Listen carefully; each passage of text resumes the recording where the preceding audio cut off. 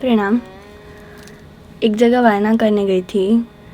वहाँ पे लगभग 10-12 जन थे, पूरी फैमिली मिला के 10-12 जन, देरानी जेठानी, मतलब सब जने वहाँ पे थे। बहुत अच्छे से वायना कराया, बहुत अच्छे से मीठी मीठी बातें की।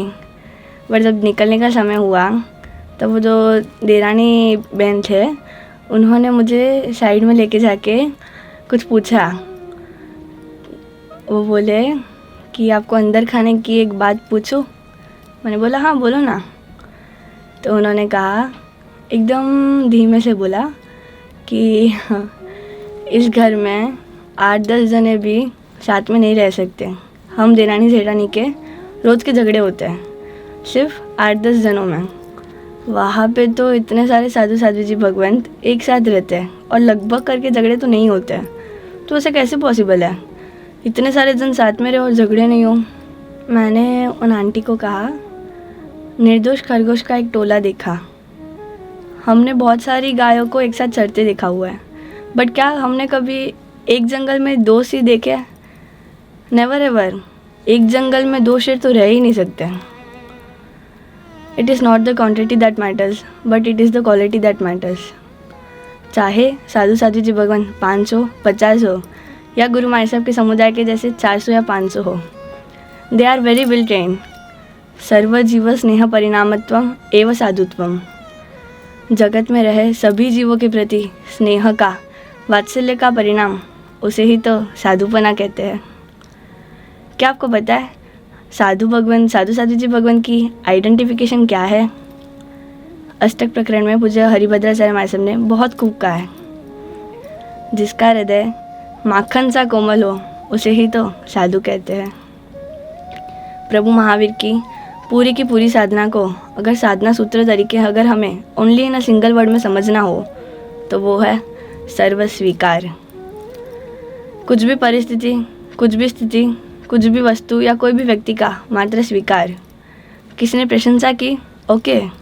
किसी ने निंदा की, ओके। किसी की प्रशंसा से खुशी मनाना या किसी की निंदा से बुरा लगाना, प्रभु महावीर ने ऐसा नहीं किया। इसलिए तो आज वो भगवान बन पाए। प्रभु महावीर ने अपने साधु साधु जी भगवंतों को बहुत अच्छे से ट्रेन किया है। उन्हें कहा, हे भिक्षु, देह दुखम महासुखम। तुम देह को जितना दुख दोगे उतना ही तुम सुखी बनोगे। जब बांस नहीं रहेगी तब बांसुरी कैसे बजेगी? देह के ऊपर ममत्व रहेगा तभी तो कोई कुछ बोल दे तो बुरा लगेगा ना। आज मैंने शरीर को मेरा माना कि मैं दिव्या हूँ, तो मुझे आके कोई बोले कि दिव्या तूने ऐसे कैसे किया, तो ऐसे कैसे कर सकती है, तो मुझे बुरा लगा ना। आज मेरे बाजू में कोई इंसान बैठा हो, उसको आके कोई बोले, मुझे कुछ फ़र्क पड़ेगा? नहीं। मैंने शरीर को मेरा माना तो मुझे दुख हुआ। प्रभु महावीर ने कहा, तुम देह को अपना मानना छोड़ दो, तुम अपने आप सुखी बन जाओगे। सुप्रीम कोर्ट, हाई कोर्ट में 3-3 साल तक दलीलें चलती है। दलीलें करने वाले दलील करते, झगड़ा करते हैं, बट जो ऊपर बैठे हुए जज होते हैं उनको कुछ लेना देना है? ये दलील होते होते उनको कुछ फ़र्क पड़ता है कि नहीं ये जीत रहा है, ये हार रहा है? कुछ फ़र्क नहीं पड़ता है, क्योंकि वो निष्पक्ष है। हार या जीत से किसी को गुनहगार साबित किया जाए और किसी को निर्दोष साबित किया जाए, इससे जज को क्या? प्रभु महावीर ने कहा, तुम भी उस जज की तरह निष्पक्ष रहना। और एक बात कहूँ, प्रभु महावीर का शासन कितना निष्पक्ष है ना। आज कोई रिक्शा लेकर चले जाए, साधु साधु जी भगवंत हो, वो अगर कषाय करे तो उनको कोई डिस्काउंट नहीं मिलता है कि नहीं तू तो मेरा साधु साध्वी है ना, तो मैं तेरे को कषाय करने पर भी कर्मबंध कम करा दूंगा। प्रभु का शासन ऐसा नहीं है। चाहे वो साधु साध्वी जी हो या चाहे वो नॉर्मल व्यक्ति हो, कषाय किया है तो कर्मबंध हो गई। देरानी जेठानी का अपना एक पक्ष होता है, मुझे मेरा हक तो मिलना ही चाहिए। हम दोनों में काम का लोड इक्वली डिवाइड होना चाहिए। मेरे ऊपर ज़्यादा और उसके ऊपर कम, ऐसा क्यों? दोनों को इक्वली होना चाहिए। सास ससुर जी अगर प्यार भी करें ना तो मेरे को ज़्यादा और उसको कम, ऐसा नहीं, दोनों को सेम प्यार देना चाहिए। बट साधु साधु जी भगवंतों के बीच में ऐसा नहीं होता है कि मेरे को जितना प्यार दे उससे कम मेरे सहवर्तियों को देना चाहिए। मेरे को जितना काम का लोड दे रहा है उतना का उतना उनको देना चाहिए। गुरु जितनी देर वासना मुझे दे रहा है उससे ज़्यादा वासना उनको देना या कम वासना देना, ऐसा नहीं होता है। गुरु महाशय जो दे उसको मात्र ले लेते हैं वो, उसको कम मुझे ज़्यादा, वो तो देखने भी नहीं बैठते हैं कि मेरे को ज़्यादा दिया कि उसको कम दिया, मुझे मिल गया बस शांति। उनके बीच में 2 ओपिनियन, अपना खुद का एक पूर्वाग्रह मेंटालिटी कि मुझे मेरा हक मिलना ही चाहिए, मुझे हमारे से अपने 10 घड़े बोले, इसको 8 घड़े क्यों बोले, ऐसा सब उनके बीच में नहीं होता है। एक्चुअली वहाँ पे कुछ दूसरा, मतलब वहाँ पे जो होता है ना, वो आपके साथ एक बार शेयर करती हूँ। एक बार क्या हुआ था, 2 मासिक, एक 23 एज के और एक 28 एज के बहनों ने दीक्षा ली। 6 मंथ्स हुए। 28 वाले एज के जो मासिक थे उन्होंने मासिक शमन किया था। मासिक शमन करने के बाद थोड़ी पेट में गड़बड़ हुई और थोड़े दिन बाद लूज मोशन हो गई। तो जो 23 एज के मासिक थे उन्होंने वो देखा, वो गए सीधा उनके कपड़े बदलाए, काप निकाला मतलब धोए और सुखा के उनको संथारा करके सुला दिया। वो 28 एज के जो मासिक थे वो घबरा रहे थे, न्यू थे ना, 6 मंथ्स ही हुए थे। तब तक तो वो जाके पूरा काम करके उनको वापस संथारा करके सुला दिया। वहाँ पे काम की पड़ा पड़ी होती है। वहाँ पे ऐसे होता है, संसार में कैसे होता है, तू कर तू कर तू कर, मैं क्यों करूँ। वहाँ पे वैसा नहीं होता है। वहाँ पे होता है मैं करूँगी, मुझे लाभ दो। वो 23 एज के मासिक में हर्ष के आंसू थे। क्यों पता है, आज मुझे एक महात्मा का ऐसा लाभ मिला। आज उनको किसी ने ऑर्डर नहीं दिया था कि आपको ये करना ही पड़ेगा। आज उनको किसी ने ये अलॉट नहीं किया था कि अगर इनको कुछ भी प्रॉब्लम हो तो आपको देखना है। बट नहीं, मेरे सहवर्ती है, मेरी गुरु बहन है, मुझे ऐसा लाभ कब मिलेगा। वो तो ऐसे ढूंढते यार लाभ मुझे कब मिलेगा। वहाँ का नज़रा कुछ ऐसा है। मैं साधु जी भगवान की क्या बात करूँ। प्रभु महावीर के जमाली, उन्होंने प्रभु महावीर का विरोध किया था, राइट। अरे वो तो प्रभु थे, फिर भी प्रभु ने कुछ कहा नहीं, कर्म आ रहे उसके समझ के अपना लिया। जमाली के ऊपर द्वेष नहीं किया। प्रभु के शिष्य गौशाला ने प्रभु के ऊपर फायर शूटिंग की। प्रभु ने क्या, प्रभु के पास शक्ति नहीं थी ऐसा तो नहीं था। प्रभु अगर चाहते तो उसको राख में मिला सकते थे, बट प्रभु ने उसके ऊपर द्वेष भी नहीं किया, ना उसे राख में मिलाया। क्यों, सर्वस्वीकार। अभी अगर प्रभु को भी उपसर्ग परिचय आ सकते हैं तो साधु जी भगवंतों को उपसर्ग परिचय आना तो सीधी सी बात है, आई गई, जीवन है तो आई गई। बट प्रभु महावीर और साधु जी भगवंत आज इतनी अच्छी तरह से प्रभु बन पाए और साधु जी भगवंत एकदम अच्छे से जी पा रहे हैं। क्यों, वो श्वान दृष्टिवान नहीं थे, वो सिंह दृष्टिवान थे। श्वान दृष्टि यानी एग्जाम्पल समझो, एक कुत्ता है, उसको किसी ने पत्थर मारा, वो कुत्ता क्या करेगा, पत्थर को जाके बाइट करेगा, ना कि जिसने मारा है उसके पीछे भागेगा, ना कि जिसने मारा है उसके पीछे वो जाके भौंकेगा। सिंह दृष्टिवान यानी सिंह क्या करता है, मुझे क्या लगा है उसको जाके वो नहीं मारता है, मुझे किसने मारा है उसके पीछे जाके वो मारेगा।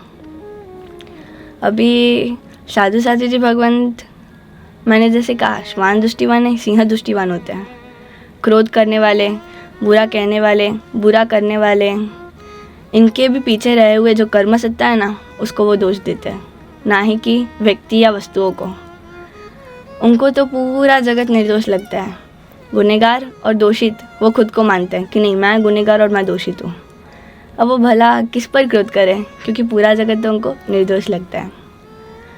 प्रभु के सिद्धांतों को जिसने आत्म साक्षात कर लिया है, सच कहो ना भाई, तो वो 8वीं अध्याय भी है। उनको परखने के लिए तो सुवर्ण दृष्टि चाहिए। साधु तो न्यूट्रल रहते हैं। देरानी जेठानी बोलूँ, आप या मैं बोलूँ, हम सबका एक पक्ष रहता है, हम सबकी एक मेंटालिटी रहती है।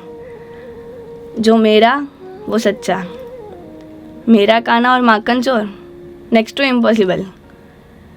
तुम मेरे बेटे पर चिल्लाने वाले तुम कौन होते हो? मेरे पति के काम पर थूकने वाले तुम कौन? हम तो आज तक यही करते हैं ना, जो मेरा वो सच्चा, जो पराया वो कच्चा। बट प्रभु महावीर और साधु जी भगवंत ने ये नहीं किया। जो सत्य है वो मेरा है, जो मेरा है वो सत्य नहीं माना। इसलिए तो आज इतने सारे साधु जी भगवंत भी अच्छे से हिल मिल कर रह पाते हैं। He is monk-minded, not a monkey-minded.